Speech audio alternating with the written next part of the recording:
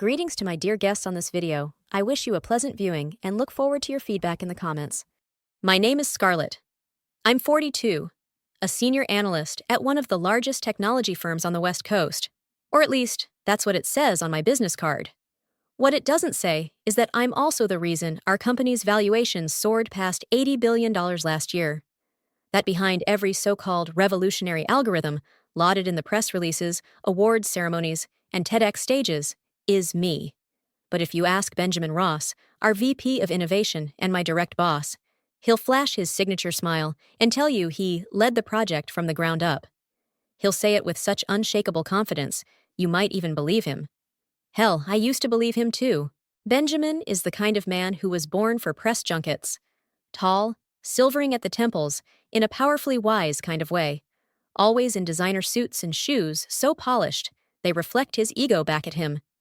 He has this charming, low-toned voice that makes even nonsense sound profound. At conferences, people line up just to shake his hand and say they were inspired.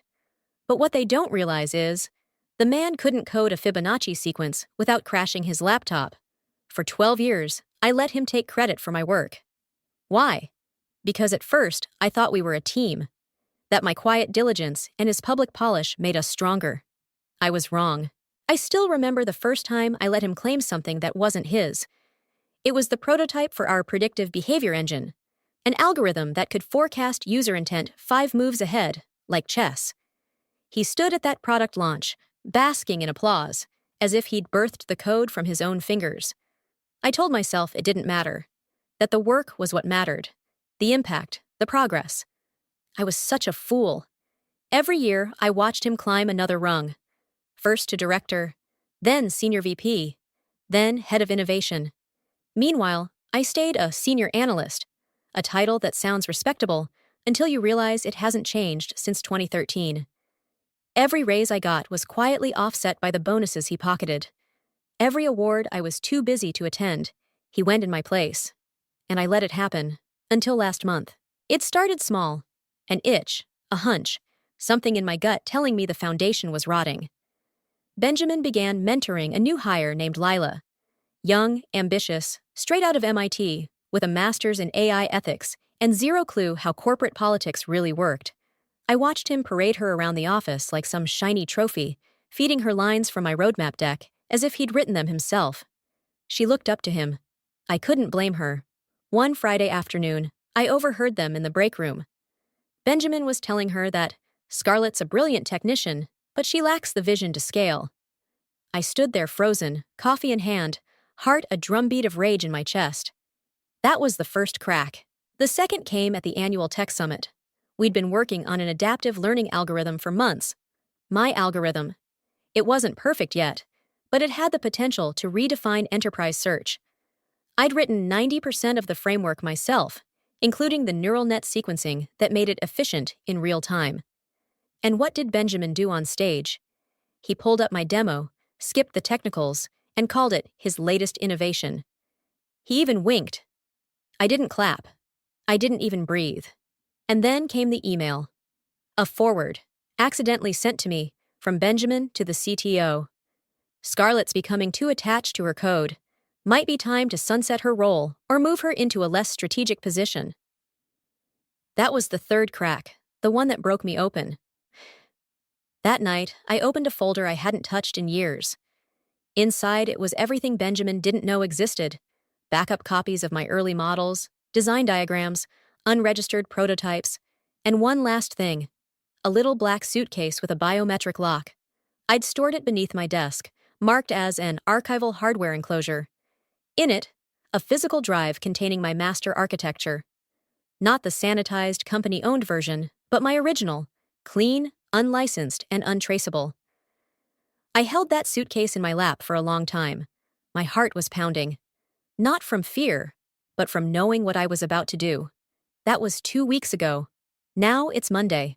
I walked into the office in a tailored navy blazer, handed in my resignation, and turned on my heel without waiting for a reply. Benjamin laughed. "Good luck finding another job at your age," he smirked. I smiled, not kindly. "Thank you for your wishes," I said, and headed for the elevator. As I passed, he noticed the suitcase in my hand. "What's in there?" he asked. I turned, looked him dead in the eye. "The future you thought you owned." His face went white. The moment the elevator doors slid shut, the buzz of the office faded behind me, like the background hum of a life I no longer belonged to. But I wasn't done. Not yet. Not until I saw the look on Benjamin's face shift from smug amusement to something closer to dread. I walked down the corridor slowly, deliberately, carrying the box in my arms like it was fragile, though we both knew it wasn't. It was indestructible. I knocked on the door to his corner office without waiting for a reply and stepped inside. He looked up from his laptop, clearly surprised to see me again. "Scarlett," he said, dragging out the syllables like he was testing their weight. "What is this? Your farewell tour?" I placed the box gently on his pristine glass desk and sat down across from him. My hands rested neatly in my lap. I didn't speak, not yet. I wanted him to fill the silence first. He leaned back in his chair, that same slick grin he wore at every press conference creeping across his face. "Let me guess. Old files? Maybe a goodbye gift? I didn't think you were sentimental." Still, I said nothing. His eyes flicked to the box, then back to me. "You know," he continued, "I'll give you this. You were loyal. Too loyal. But let's be honest. At 42, you don't stand a chance in this industry anymore."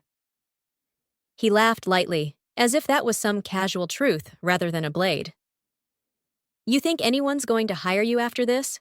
A mid-level analyst with no patents, no public work, no visibility? Your name isn't even in the footnotes, Scarlett. It's like you never existed."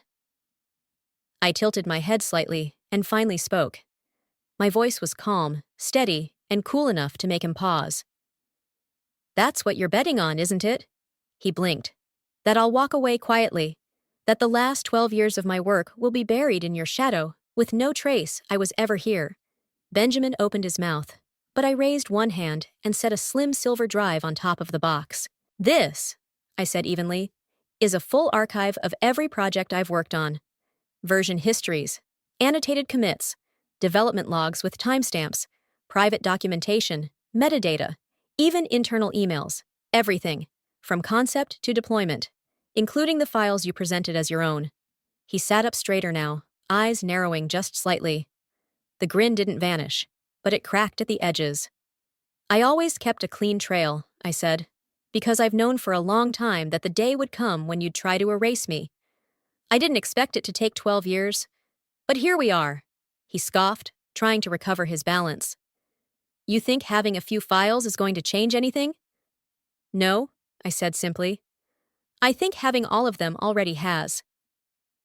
His fingers drummed once on the desk, nervous. "You signed an IP contract when you joined. Standard terms. The company owns everything." I nodded. "Everything developed through company resources, yes. But not the frameworks I built at home on my own equipment before they were ever proposed. Not the algorithms that predate their internal counterparts. Not the early iterations I documented under provisional ownership, and certainly not the integrated diagnostic system you rebranded as BenVision. That was never even submitted through the formal repository. You presented it straight from a USB stick." His face paled slightly. "I kept the original files," I added softly. "I have comparison logs, data trails, audit timestamps, and more importantly, Benjamin, I have nothing to lose anymore." He opened his mouth, but this time, nothing came out. Just air. I leaned forward, elbows on my knees. "You don't understand the position you're in right now. You think I'm walking out defeated, but what's actually happening here is a transfer of power. You don't own the narrative anymore. I do." His jaw tightened. "You wouldn't." "I haven't said what I'll do," I interrupted gently. "Not yet. But I want you to sit with this feeling for a bit. The weight of realizing you're not in control anymore. That the person you underestimated, the one you ignored and dismissed for over a decade, holds the very threads of the empire you've built your name on." Silence. I stood up, lifted the box again, and turned toward the door. Before I walked out, I paused. "One more thing," I said, glancing back. "You should check the backup logs on the company server. I left a little note in the metadata. Nothing malicious, just a reminder. What kind of reminder? He asked, voice low. That the architecture remembers who wrote it. Then I left. His face haunted me all the way to the elevator. Not because I felt guilt, but because, for the first time, I saw fear in his eyes. And I realized he knew exactly what I was capable of. I was almost at the door when I heard it. Benjamin's voice, sharper now, trying to recover the ground he could feel slipping away beneath him. "You're bluffing," he said. "You know what the company's IP policy says. Everything made during employment belongs to us. End of story." I turned back, slow and deliberate, like a woman with all the time in the world. "That's true," I said, setting the box back down on the edge of a nearby chair. "Except you're forgetting one small thing." He folded his arms. Defensive now. "You wrote that policy," I reminded him. "Well, you signed it anyway, back in 2015, the year after we almost lost that patent lawsuit from Apex." I took a folder from the box and pulled out a printed copy, thick, highlighted, and annotated in my own hand. "Do you remember what we changed in the revisions?" He didn't answer. His eyes dropped to the pages. I flipped to the tabbed section. Section 12, paragraph 3, subsection B. I'll read it for you. Employees retain rights to intellectual property originated and developed outside company time or premises, provided such work does not incorporate proprietary internal resources or confidential client data. I placed the document gently on his desk. "You signed off on this," I said softly, almost kindly. "In fact, you insisted on the clause. You said it would encourage creativity and help recruit top engineers. Your exact words, if I remember correctly." Benjamin stared at the paper like it was written in another language. "And here's the kicker," I continued, pulling out a second sheet. This one, a copy of the time logs I'd exported from our internal network, marked and cross-referenced with project timestamps. "These modules? All developed before I submitted them. All done on my home machine, during personal hours. Every update documented. Every file hash matched." I looked at him then. Really looked. He wasn't smiling anymore. "That means the original logic trees, the diagnostic skeleton, the predictive pathway design, they're mine. Legally, creatively, fully mine." He opened his mouth to argue, but nothing came out. "And if you're wondering why that matters," I said, lowering my voice just enough to cut through the space between us, "it's because everything you've built your public image on traces back to one of those designs." I could see it. The moment it hit him. That slow, sinking realization. It spread across his face like spilled ink. His charm cracked, his posture shifted. The gleam in his eyes dulled as the enormity of what I'd said unfurled in his mind. "You didn't just borrow my work," I said. "You built your entire career on it. The keynote speeches, the interviews, the awards, all of it. And now I can prove, definitively, that none of it was yours." He stood suddenly, knocking his chair back slightly, but he didn't approach me. He just stood there, hands gripping the edge of his desk, eyes darting from the documents to the drive, then back to me. "You wouldn't go public," he said, but his voice betrayed him. It wavered, just a little. "You don't want a lawsuit. You don't want the drama." "You're right," I said. "I don't." His shoulders eased, just a hair. "But I will, if I have to." And there it was. The panic. Not loud, not dramatic. Just a quiet, visible collapse of certainty in a man who had never once in his life expected to be cornered. Because for the first time, Benjamin wasn't standing in front of someone desperate to keep a job. He was standing in front of someone who had nothing left to lose and everything to gain. "I'm not here to threaten you," I said finally, picking the drive back up and slipping it into my coat pocket. "I just wanted you to know the truth, and to feel what it's like when the narrative slips out of your hands." I turned to leave again. My hand was on the doorknob when he spoke, voice hoarse. "What do you want, Scarlett?" I paused. I didn't turn around. "I want you to remember this feeling," I said, "because from this point on, it's mine." And then I left. I should have just walked out. Left him there in the silence of his office, with the weight of his own lies echoing off the glass. But something stopped me just as I reached the door. One last page that hadn't been turned. One final chapter I didn't want him to pretend he didn't read. So I turned around. Benjamin's eyes widened slightly, just for a moment. He tried to disguise it with a lazy lean back into his chair, arms crossed in that classic CEO-light posture. Confident, dismissive, untouchable. But the cracks were forming. I saw them. I forgot something, I said quietly, stepping back inside and picking up a thin envelope from the bottom of the box. Or rather, I wanted to give you one last chance to see what you really missed. I placed the envelope in front of him like a sealed confession. What is it? He asked, though his voice had lost its earlier bravado.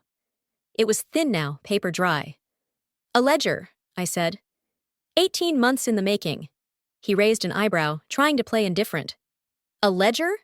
I nodded slowly. A record of everything you ever stole from me. He opened his mouth, probably to deflect, to spin, to mock, but I didn't give him the chance. I saved the emails, I said. The ones where I outlined the foundational logic behind the hybrid predictive engine. The ones where I walked you through the machine learning loop we used to cut decision latency by 60%. The ones you printed out, word for word, and then read aloud at the shareholders' dinner, like they were your own. His face stiffened, but I kept going. I recorded the conversations, the Zoom calls, the late nights when you'd ask me to explain it again but slower, because you were too proud to admit you didn't understand the very algorithm that got us a 7-figure extension from Telos Corp. He looked like he wanted to argue, but he didn't, because he knew I was telling the truth. And worse, I had receipts. I even kept the transcripts, I said softly, from the internal Q&A session last year. You remember, the one where you spontaneously described our upcoming adaptive logic module using the exact phrasing I just said to you in the elevator 15 minutes before. Benjamin's mouth parted slightly, but no sound came. I stepped closer, not threatening, not aggressive. Just steady, calm, lethal in its precision. You always thought I was naive, didn't you? I asked. Thought I didn't see what you were doing. Thought I was just grateful to be here. He didn't answer. I was grateful, for a while, until I realized I was the scaffolding you stood on while you built your cardboard castle. His hands clenched slightly on the arms of his chair. I started collecting proof when you deleted that first offer from Ellison Dynamics, I said, voice low now. You remember that, don't you? The one you told me never came? Except the HR assistant had already mentioned it at the offsite. They reached out again a few months later, and again, nothing in my inbox. That's when I knew. I pulled out a tablet from my bag, unlocked it, and tapped to the screen. I placed it in front of him. There it was. The contract. Signed. Countersigned. Dated. With my name and Ellison's crest stamped in digital ink. I signed with them 2 weeks ago, I said. Full recognition, public authorship, my name on the patents, on the rollout, on the launch. They know I built it, and this time I'll finally get the credit. Benjamin stared at the screen, and in that moment, the silence in the room changed. It wasn't corporate anymore. It was personal, existential, the kind of silence a man hears when the walls of his identity begin to collapse around him. His voice came out in a rasp. You're going to Ellison? They made me an offer I couldn't refuse, I said, tone even, because you refused to even forward it. He stopped himself, because there was nothing to say. You kept me boxed in here, I continued, kept my name off the decks, off the press releases. You thought if I stayed invisible, you'd shine brighter, but you forgot something important. His eyes met mine, pleading now, quietly desperate. You forgot that shadows only exist when there's light behind them, and I've been the light this whole time. He slumped slightly. Just slightly. But I saw it. The first crack in his carefully curated image. Benjamin Ross, man of the future, the visionary, the thought leader, was unraveling under the one thing he never anticipated. The truth. You'll ruin your career, he said finally, weakly. Going against me. I smiled, not unkindly. No, Benjamin, I'll finally start mine. And I turned to leave, again. Only this time, I didn't look back. Because I knew the moment I walked out that door, the initiative, the narrative, the future, had finally passed to me. I was halfway down the hall when I heard it, his voice low and strained. Scarlett, wait. I stopped, not because I had to, but because I wanted him to hear the rest. to feel it. I turned slowly, and for the first time in a very long while, Benjamin Ross didn't look like a man in control. He looked like a man beginning to understand how much of his kingdom had been held together by a single invisible thread, and that thread had just snapped. I walked back into his office one final time. He was standing now, behind the desk, like it might protect him. He tried to square his shoulders, but they didn't settle right. "I don't think you understand what this means," he said, voice hoarse. "You can't just walk out, not now." I tilted my head. "Oh, Benjamin," I said gently. "I'm not walking out. I'm stepping away before it all comes down around you." He frowned, that desperate confusion flickering behind his eyes. "What are you talking about?" I stepped closer. Not with malice, just with truth. "The system," I said. "The one you present in meetings like it's magic. The one that's been praised by analysts and investors and boards." I paused. "It doesn't run on magic. It runs on my logic, my architecture, my patches, my predictive loops. You stood in front of people and promised stability, scale, and speed, but you never even understood the backbone." His lips parted slightly. "It's stable." "For now," I said, "because I've been maintaining it. Quietly, nightly, while you polished your sound bites. But now—" I let the silence press in. "Now the latency issues will start. First a few milliseconds, then more. Minor data misroutes in the network mesh, irregular forecast mapping, anomalies in user clustering. The system won't fail overnight, Benjamin, but it will begin to rot." He blinked. "And you won't know where to begin," I added, "because you never even opened the blueprint." He started to say something, probably a weak denial, but I held up a hand. "Oh, and your keynote next quarter?" I said, arching a brow. "Good luck with that. I won't be ghostwriting it this time, or prepping your insightful Q&A answers." He paled. "I've read your early drafts," I continued, "full of buzzwords and empty promises. You'll stand on that stage, babbling about neural acceleration and cohesive vertical scaling, and someone in the audience, some intern probably, will ask a single targeted technical question." I leaned in slightly. "And you'll blank." His mouth opened, then closed. I saw the flicker of panic behind his eyes. "But don't worry," I said. "The world won't laugh for long." He looked up at me, eyes pleading now. "Why are you doing this?" "Because," I said calmly, "you built your name on my silence, and I'm done being quiet." I turned and walked to the window, gazing out at the skyline, our building's reflection gleaming against the glass of another. "And one more thing," I said without turning around. "The new algorithms I've been developing in my spare time, they're real, and they're better." I heard his breath hitch. "They're leaner, smarter, self-correcting. And in 6 months, once we finish integration at Ellison, they'll make your entire infrastructure obsolete." I turned back to face him, slowly, letting each word land. "You won't just lose your edge, Benjamin. You'll lose your foundation, because the future's already being built, and this time, you're not invited." He didn't speak. He couldn't. The truth had weight, and it was settling on him like a mountain. There was nothing he could do, because for all his titles, Benjamin Ross never understood the thing he'd claimed to lead. And now that the person who did was gone, really, finally gone, he was left standing in the ruins of a brilliance he never possessed. And I was already building the next world. I was gone. Officially, unmistakably gone. No internal announcement, of course. No farewell email. No company-wide send-off. Benjamin made sure of that. But inside the walls of that glittering tech empire, something started to shift.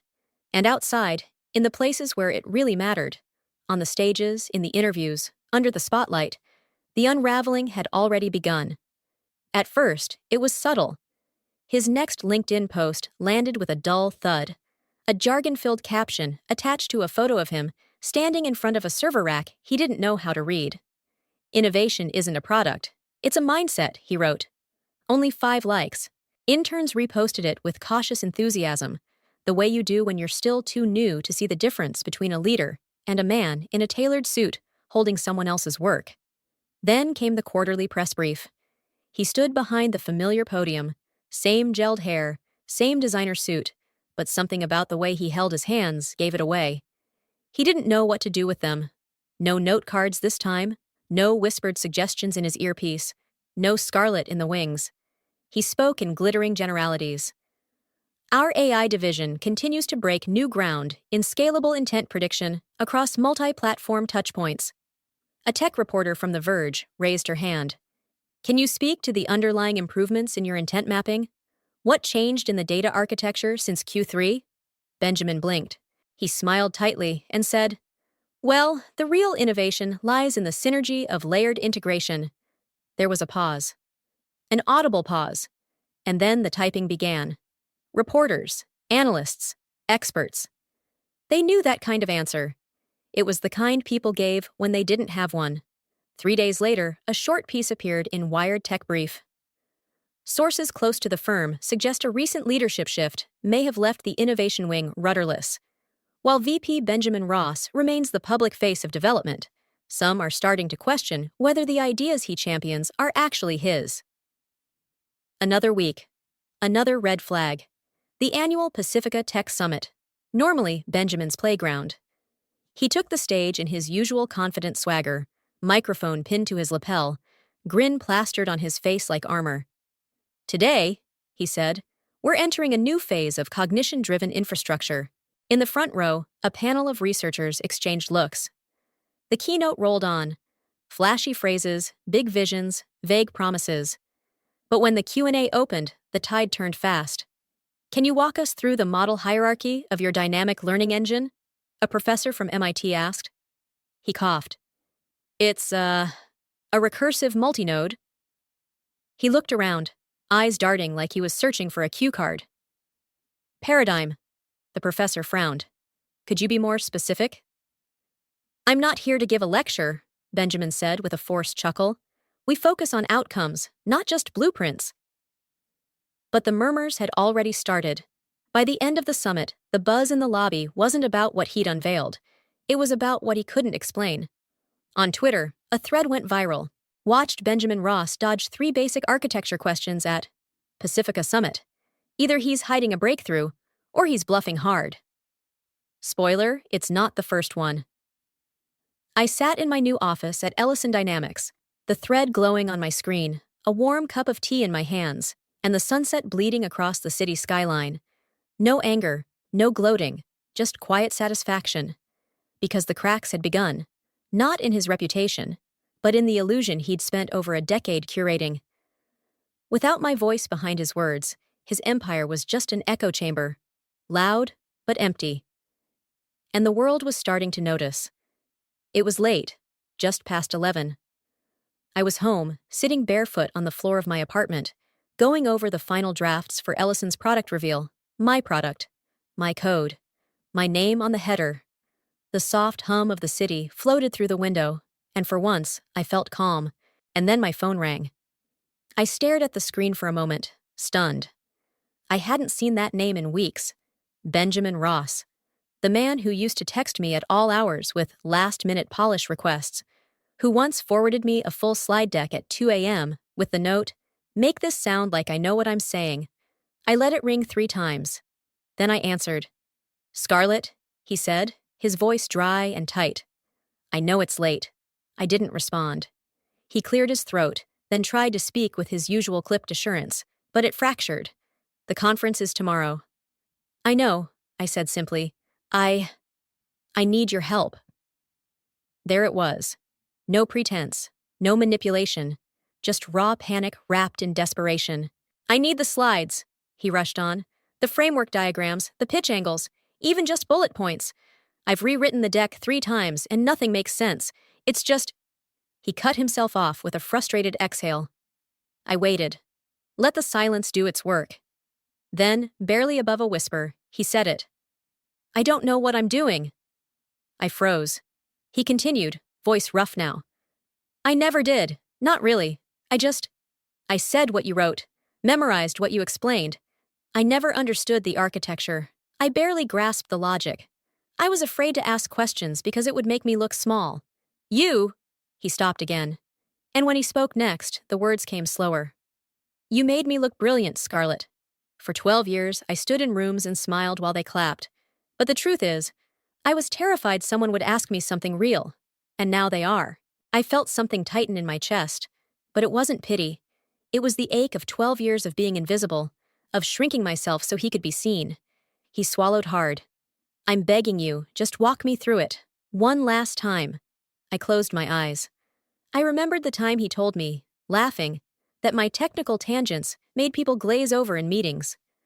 I remembered when he introduced me as his right hand, instead of the mind behind it all.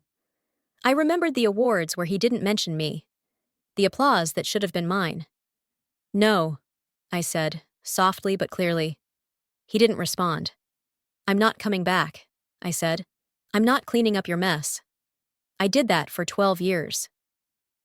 Still silence. And tomorrow, when they ask questions, you'll answer them yourself, or you won't. But it won't be my job to rescue you anymore. He let out a broken breath, almost like a laugh, but it wasn't one. Please, he whispered, you don't understand what it feels like. I finally looked out the window, at the skyline, at the building where I once spent every waking moment proving my worth. I do, I said. I lived it, and now, it's your turn. Then I hung up, and for the first time since I left, I felt the door finally close behind me. The conference was held in the Aurora Grand Hall. Glass walls, polished floors, 3,000 specialists packed into tiered seats under glowing rings of LED lights. The kind of space designed for spectacle, for revelation, for kings of tech to hold court. Benjamin Ross was slated as the closing keynote speaker. The future of learning systems toward sentient algorithms. His name flashed on the massive digital screen above the stage in bold, sterile type. I wasn't there. I didn't need to be. But I watched. A live stream, muted at first, just to see how far he'd fall. He stepped on stage with the same tailored confidence, navy suit crisp, hair perfectly styled. But there was something off, a lag in his movements, a hesitation in his smile. His eyes darted, not like a leader scanning his crowd, but like a man searching for a lifeline. Behind him, the slides began. Stock imagery, vague titles. Dynamic synthesis. Beyond the horizon. Cognitive resonance. Empty phrases. Nothing of substance. Nothing resembling the architecture we had built. And then he began. Ladies and gentlemen, what we're building is not just artificial intelligence, it's adaptive intelligence. The next evolution in algorithmic intention. It went downhill from there. The audience listened. Quiet at first. Polite. But that kind of politeness that tightens the longer it stretches. Until it snaps. 15 minutes in, a hand went up. Dr. Elsa Mendes, AI researcher at MIT. Mr. Ross, she said into the mic, could you elaborate on the neural token condensation you mentioned? How exactly are you implementing it at runtime? Benjamin froze. He blinked twice, stammered, then replied, it's a fluid system. Runtime is handled dynamically, depending on, signal strength. There was a beat of silence. Then another hand. Dr. Lin Cao from Berkeley. You referenced lateral recursion in relation to your training modules, but the lateral loops aren't present in any of your published schema. Can you clarify? More blinking. This time, a twitch at the corner of his mouth. Well, that's, it's proprietary architecture, still in early stages. Murmurs spread through the crowd. And then, another voice. Calm. Clear. Resounding. Or maybe, the voice said, rising from the fifth row, you're simply not the one who wrote any of this. Heads turned. Dr. Natalia Vasquez, a veteran in the field, former chair of the International Algorithmic Ethics Council. She stood slowly, microphone in hand, eyes steady. I've reviewed your outputs, she said to Benjamin. I've cross-referenced the patents you attached your name to. And what's clear, painfully clear, is that someone else has been doing the work behind the scenes. Someone with an actual understanding of the frameworks. Benjamin went pale. Dr. Vasquez turned slightly, addressing the room now. I've spoken to people who used to work under him. I've seen the internal code structures. This man did not design the systems he claims to lead. A murmur rippled through the audience. Sharper now, less confused, more angry. She looked back at the stage. Tell us, Mr. Ross, where is Scarlett Ward? Dead silence. He opened his mouth, but no words came. And there it was, The unraveling. The moment the emperor stood before the crowd, not only without clothes, but without a script, without knowledge, without the woman who built his kingdom. The cameras stayed fixed. The lights didn't dim. He just stood there, exposed. I watched from my apartment. No smile, no gloating. Just the quiet, solid feeling of truth rising to the surface. Because when you spend a lifetime building something real, eventually the world sees it. Even if it has to break the illusion first. When Dr. Vasquez said my name, clear, calm, and deliberate, there was a moment of pure stillness in the room. No one clapped, no one gasped. It was as if the entire auditorium inhaled and forgot how to exhale. And then the murmur started. People turned their heads, whispered to each other. I saw fingers flying across screens, Googling me, no doubt, searching for someone they'd never seen on stage, never quoted in press, never profiled in a glossy feature. The name that had lived in the footnotes, buried under someone else's spotlight. Scarlett Ward. I wasn't on the program, but I was ready. Ellison's team, ever strategic, had given me a speaker's badge in case I wanted to meet some potential collaborators quietly. I hadn't worn it. I hadn't even planned to stay past the second panel. But now, something in me stirred. Not vengeance, not even pride, just clarity. I stood up from my seat, smoothed the front of my black jacket, and started walking down the aisle. No music, no lights. Just the soft, slow sound of my heels on the carpeted stairs. Benjamin stepped back from the center of the stage, like the floor was shifting beneath him. For a moment, he looked at me, not with anger, but with the hollow eyes of a man watching his reflection disappear. He didn't stop me. He didn't even speak. I reached the podium. My hand rested on the edge for a breath. The mic adjusted with a soft click.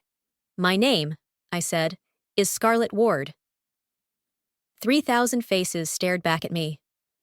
For the last 12 years, I was the architect behind the behavioral logic models that power the intent prediction systems you've heard about today.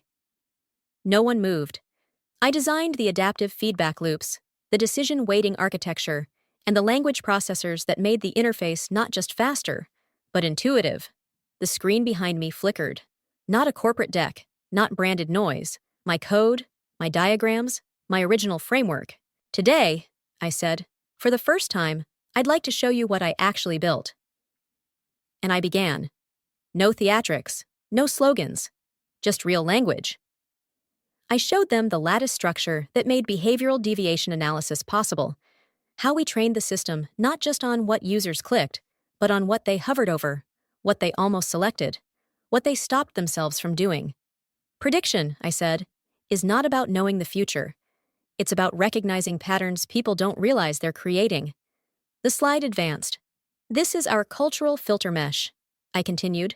It isolates ambient context from cultural bias using what I call semantic echoes, tiny linguistic choices that change meaning across regions. We don't just localize content, we localize intention. More heads nodded now. Phones dropped. People were listening. Then came the questions. Rapid fire. How did you handle entropy in the recursive model? We seeded it, I replied, without pause. Every 60 hours, the model self-tests and removes 3% of its core assumptions unless revalidated by real-time data. That keeps it from hard-coding historical bias. How do you account for adversarial training risks? Distributed sandboxing across 3 isolated layers with an automatic lockout on suspected recursive loops. I built the flags myself. And then, a sound. Applause.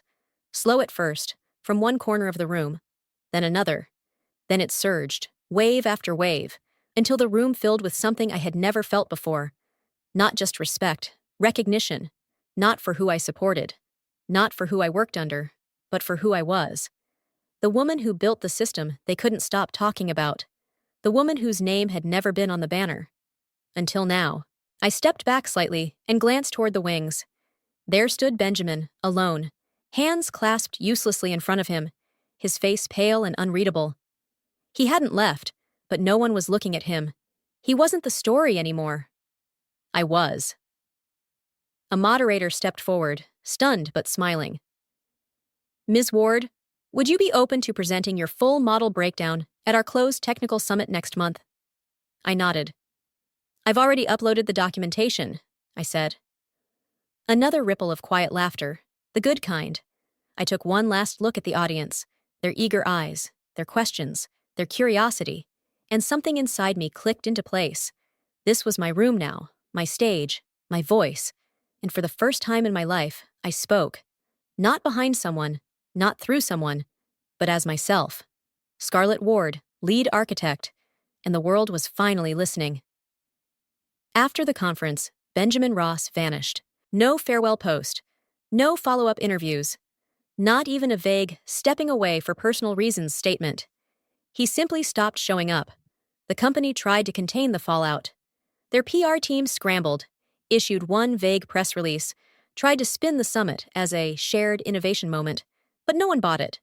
You can't package silence, and you definitely can't unsee someone unraveling on stage in front of 3,000 experts while pretending to understand a system they never built. The headlines came fast. The mind behind the machine wasn't Ross, it was Ward. VP of Innovation exposed as figurehead in live tech collapse. Intent AI's real architect steps forward. The shareholders didn't wait for explanations. Within days, stocks began to slide. Within weeks, they plummeted. Investors withdrew. Partnerships dissolved. Analysts downgraded forecasts. And when the audit was completed, verifying my authorship, my logs, my time-stamped builds, the patents were reissued under my name. I didn't even have to fight for them. They were mine from the beginning. Ellison Dynamics integrated my new architecture into their next-gen platform, and the beta program hit a 96% satisfaction rating on day 3. Industry forums lit up. I started getting invitations from every corner of the tech world. Keynotes, research collaborations, advisory boards. And this time, they asked for me by name. Scarlett Ward. The quiet one. The ghost in the system. Not anymore. One afternoon, maybe 3 weeks after the summit, I received a letter. Not an email, not a text. A real envelope, addressed in handwriting I recognized instantly. Benjamin. I stood in my office, looking at it for a long time before I opened it. It was brief, less than a page. A few sharp lines written in black ink on thick, expensive paper. Scarlett, I owe you more than I can ever apologize for. But here it is anyway. I lied. I stole. I let my fear and my ego turn me into someone who couldn't say the truth out loud. I watched you build brilliance, and instead of honoring it, I tried to bury it, because I knew I couldn't match it. I was never what they thought I was. I think you knew that deep down. And still, you gave me 12 years. 12 years of light I didn't deserve. I see it now. I really do. And I'm sorry. I read it twice. Then, I folded it neatly and set it in the bottom drawer of my desk, beneath a stack of early notes from the models I was now preparing to publish. I didn't hate him anymore. I didn't need his apology. And I certainly didn't need his guilt. Because the truth is, it no longer mattered. What mattered was this.